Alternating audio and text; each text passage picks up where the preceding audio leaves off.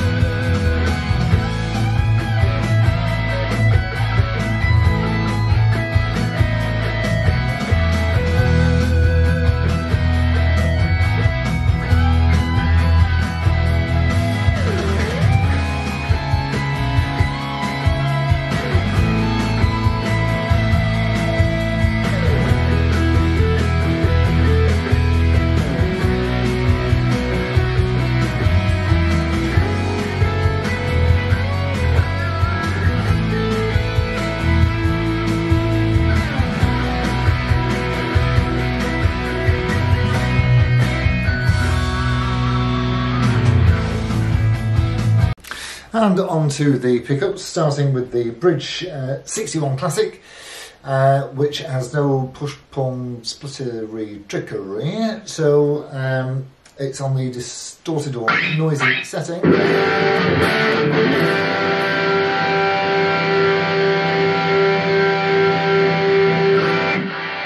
Super, into the centre.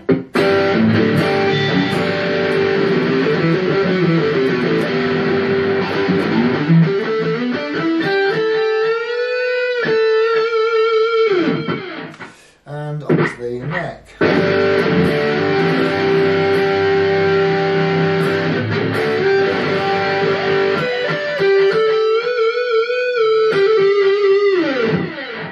Right, let's see how they clean up.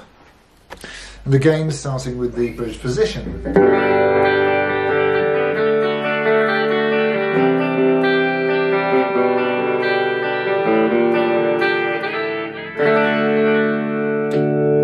Into the centre.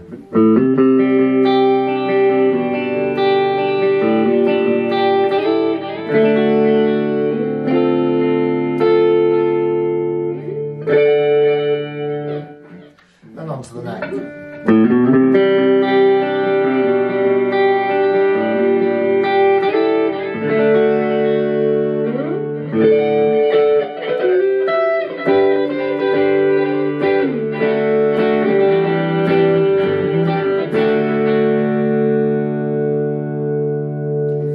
Really nice. Right, let's have a look round.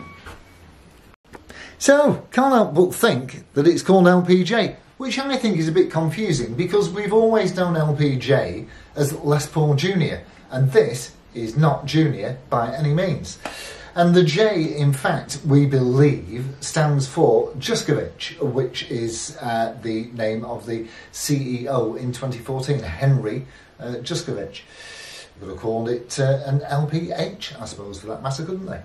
So what we got? Well, we have got your silkscreen logo at the top. These were really the budget end at the time. You had Melody Maker, this one, and something else that was kind of budgety. but they're fabulously constructed. So yes, you've got all that nice stuff going on the headstock there, the plant pot and the Gibson. Around the back here we have got Clusen Deluxe tuners. Now immediately we have reviewed a 2013 LPJ that was in chocolate flavoured, and this of course is in cherry flavoured. It's a shame they couldn't have combined the two, that would have been rather nice, wouldn't it? And the chocolate flavoured one from 2013, the 2013 ones had black tuning keys, whereas these have got the, you know, like your vintage green keys, and they were Gibson Deluxes, whereas these are Clusen Deluxe keys. So as you can see by the figuring here, we've got a maple neck, and a lovely thing it is indeed, all colour matched, and it's and of course, you know, if you are looking for one of these on the used market, you're always going to check here at the heel and here at the neck for that 17-degree pitch leaves this area fragile, and the amount of, honestly, when I see one of those breaks, it just makes me want to curl up in a corner and weep quietly. So you've got a rosewood fretboard with trapezoid inlays on it, and of course you can see at the 12th fret we've got that 2014 120th anniversary. So Orville Gibson first started making instruments in 1894, so 120th anniversary.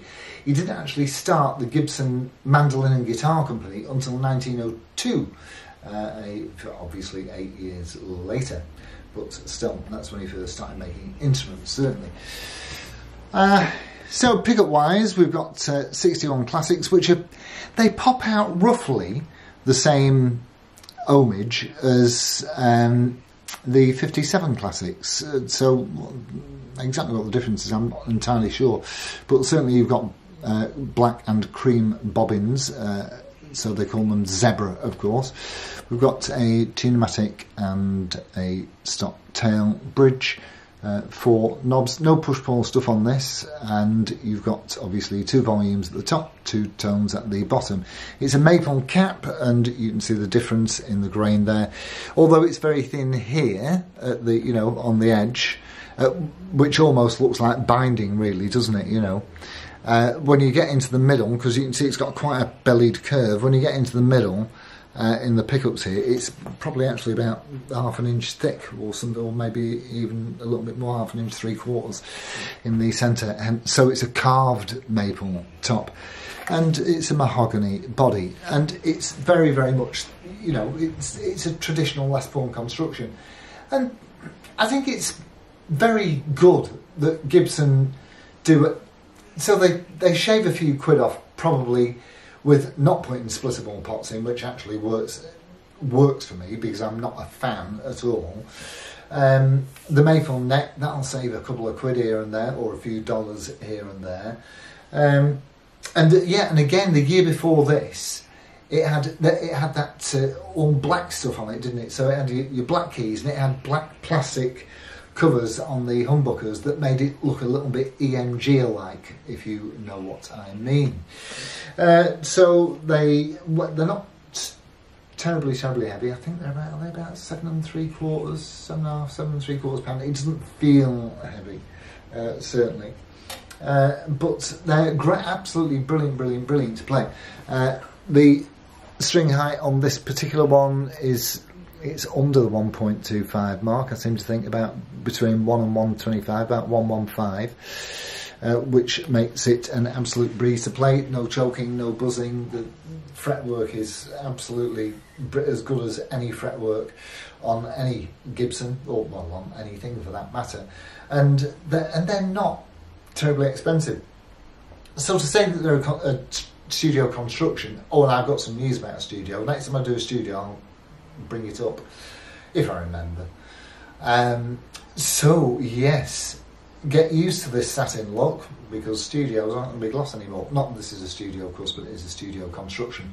I'm going to finish now. Thank you all ever so much for tuning in. Lovely seeing you as always, and I look forward to seeing you on the next one. Adios amigos, ta-ra.